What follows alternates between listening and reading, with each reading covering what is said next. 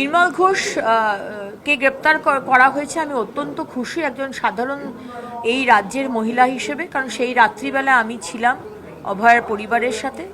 এবং আরেকজন লোককে গ্রেপ্তার করা উচিত, এটা মাননীয় মুখ্যমন্ত্রীর কাছে আমি আর্জি জানাবো। সেটা হচ্ছে সোমনাথ বলে যে ভদ্রলোক ছিলেন, তিনি আমার সামনে আজকে অভয়ার মাকে বাবাকে তাদেরকে জিজ্ঞেস করলেও আপনি জানতে পারবেন কিভাবে তাদেরকে আমাদের সাথে কথা না বলতে দেওয়া এবং তাদেরকে হাইজ্যাক করে নিয়ে যাওয়া, কোনো প্রশ্ন না করতে দেওয়া এবং তাকে সম্পূর্ণভাবে কর্ডন অফ করে দেওয়া।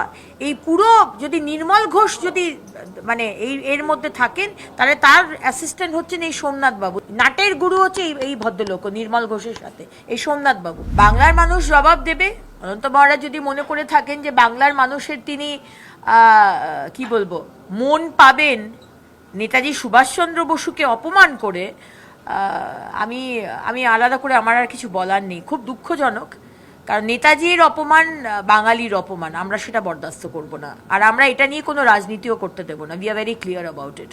ওনার বক্তব্য ওনার পার্সোনাল বক্তব্য, এটা আমার পার্টির বক্তব্য নয়, এটা আমার সরকারের বক্তব্য নয়। সো কেউ যদি কোনো রকম কমেন্ট করে, সেখানে তার দায়িত্ব কিন্তু আমাদের না।